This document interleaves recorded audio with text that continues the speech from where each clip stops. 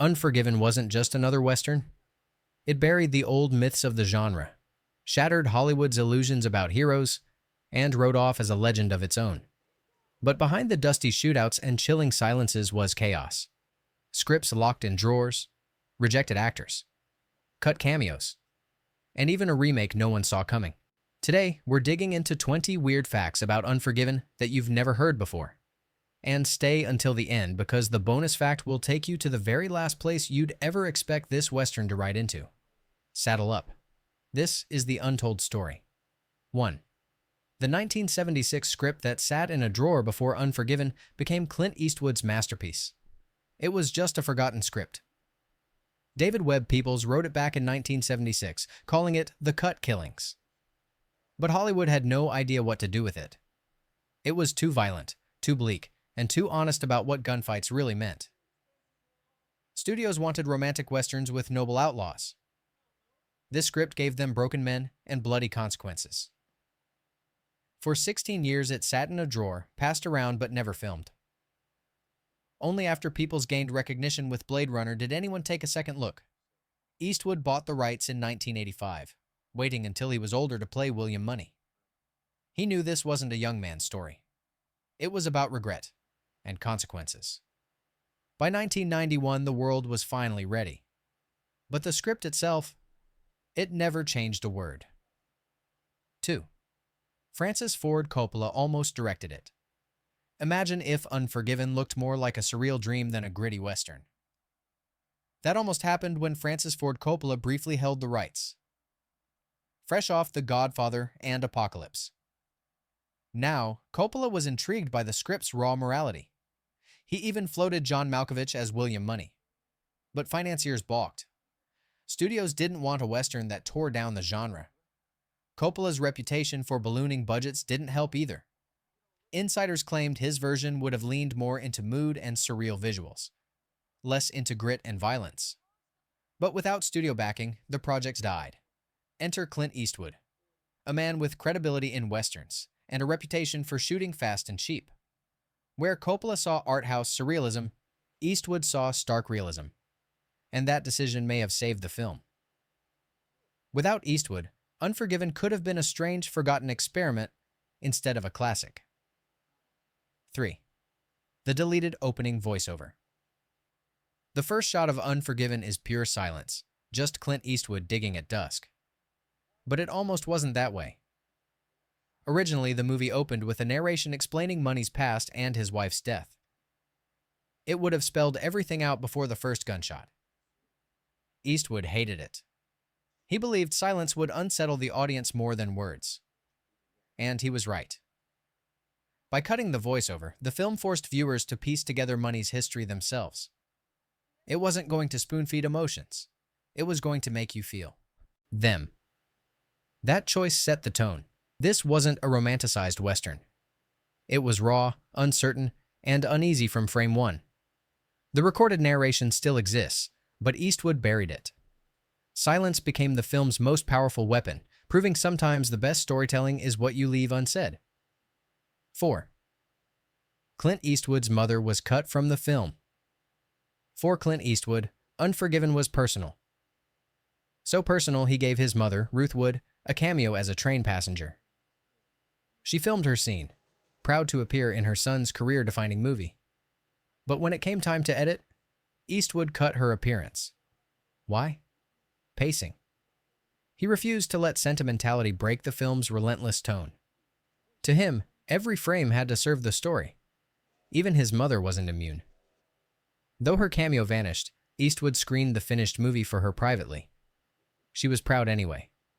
Not for the role she lost, but for the director her son had become.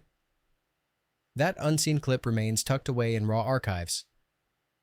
If it ever surfaces, it won't just be a deleted scene. It'll be a piece of Eastwood family history.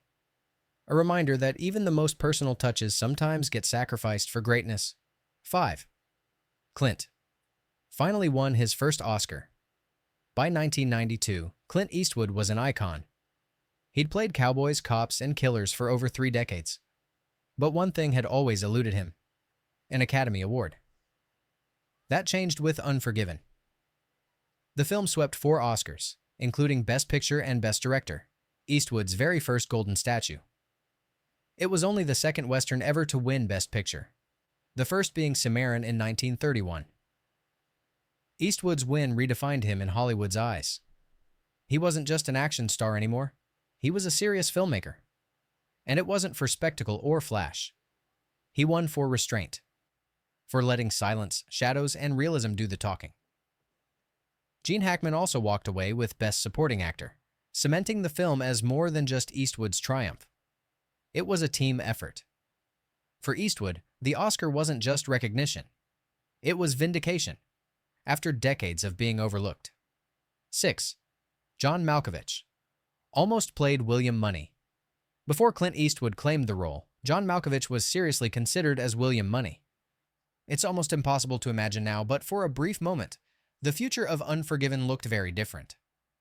Malkovich had a reputation for portraying intense, eccentric characters. But insiders worried his theatrical style would clash with the film's gritty realism. Even Malkovich later admitted it would have been a mistake. He might have played Money as unstable or eerie, shifting the story from regret to madness. When Eastwood took the reins, he brought with him decades of cowboy history, from spaghetti westerns to Dirty Harry. That gave Money weight. His shadowy past felt believable because it was Eastwood's shadow too. The choice wasn't just about acting skill, it was about legacy. And Malkovich, despite his brilliance, didn't carry that history. The role was Eastwood's destiny. 7. Eastwood wore the same boots from Rawhide. Sometimes, wardrobe tells the story better than words. In Unforgiven, Clint Eastwood wore the exact same boots he used on Rawhide, the 1950s TV Western that launched his career. It wasn't just a fashion choice, it was symbolism. Those boots represented the myth of the noble gunslinger, the very myth Eastwood was about to bury. By stepping into them again, he was saying goodbye to the cowboy archetype he had built his career on. But this time, those boots carried a broken man haunted by regret, not a young hero chasing justice. For Eastwood, it was a full-circle moment, literally walking into the grave of the old Western. Few viewers noticed, but for the actor-director, the gesture was profound. He wasn't just playing a character. He was dismantling his own legend, one weary step at a time. 8. Gene Hackman initially said no. When Clint Eastwood offered Gene Hackman the role of Sheriff Little Bill Daggett, Hackman refused. He thought the script was too cruel, too violent, and feared it glorified killing. Hackman was always selective with his roles, and this one felt too dark. But Eastwood didn't back down. He explained that Unforgiven wasn't celebrating violence, it was exposing its consequences. Hackman reconsidered, eventually embracing the part. What followed was one of the most chilling performances of his career. Little Bill wasn't a villain in the traditional sense. He was a lawman who believed in control over justice, using brutality as order. Hackman's calm menace gave the film its uneasy moral center. His decision to say yes paid off with an Oscar for Best Supporting Actor. But more than that, he helped redefine the Western sheriff. Not as a hero, but as a warning. 9. Little Bill was inspired by Rodney King. Sheriff Little Bill Daggett wasn't created in a vacuum. In 1991, the Rodney King incident shook America, exposing police brutality in horrifying detail. Eastwood and Hackman saw the connection and wove it into the character. Instead of portraying a sheriff as a wild, raging figure, Hackman made Little Bill calm, detached, and convinced of his righteousness. That chilling demeanor echoed the emotionless violence seen in real-world police abuse. The result was unsettling. Audiences were forced to question whether lawmen were really more just than outlaws. At a time when conversations about police accountability were erupting, Unforgiven mirrored modern fears through its Old West setting. Hackman's Oscar-winning performance wasn't just powerful acting. It was social commentary. By tying Little Bill to the Rodney King moment, the film became more than entertainment. It became a reflection of America's uneasy relationship with authority. 10. Morgan Freeman had to ask for the role. By the early 90s, Morgan Freeman was already respected in Hollywood, but he wasn't handed the role of Ned Logan. He had to fight for it. Freeman saw something in the script that spoke to him. The themes of regret, loyalty, and friendship. He personally lobbied Eastwood, sending him a note about why the role mattered. Eastwood listened. Casting Freeman gave the film its emotional core. Ned Logan wasn't just a sidekick. He was the conscience of the story, the loyal partner who reminded Money of what humanity looked like. When Ned's fate takes a dark turn, it's the moment that pushes Money back into his violent past. Without Freeman's gravitas, that emotional weight wouldn't have landed. His performance proved that even seasoned stars sometimes have to ask for the roles they believe in most. And Hollywood was better for it. 11. The entire town was built from scratch. Most westerns relied on recycled sets, false fronts propped up on sound stages. Unforgiven did the opposite. Production designer Henry Bumstead built the entire town of Big Whiskey from the ground up in Alberta, Canada. And it wasn't just facades. Every building worked. The saloon doors swung. The jail had real bars. Even the plumbing functioned. Extras could actually live inside the spaces. This gave actors something rare, a town they could walk through, touch, and inhabit like it was truly the 1880s. Richard Harris could lean on a bar counter that wasn't a prop. Gene Hackman could slam real doors during his rages. The environment breathed life into every performance. That authenticity shows on screen. The final shootout feels like it's happening in a real place, not a movie set. Big Whiskey wasn't just a backdrop, it was a character. Before we get to the next fact, go ahead and like and subscribe, because just like Unforgiven, these behind-the-scenes secrets don't pull their punches. And trust me, the last few will shock you. 12. Richard Harris ad-libbed English Bob's accent switch. Richard Harris brought English Bob to life with charm, bravado, and one unforgettable improvisation. In one scene, Bob slips mid-conversation, dropping his refined accent and revealing a raw Cockney voice. That sudden switch wasn't scripted. Harris decided in the moment that Bob should betray his own polished facade. Clint Eastwood loved it, and kept it in. The effect is subtle but devastating.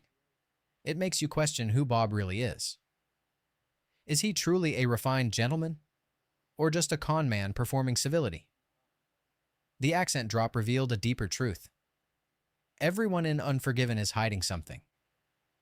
Money hides regret, Ned hides despair, and Bob hides a criminal past.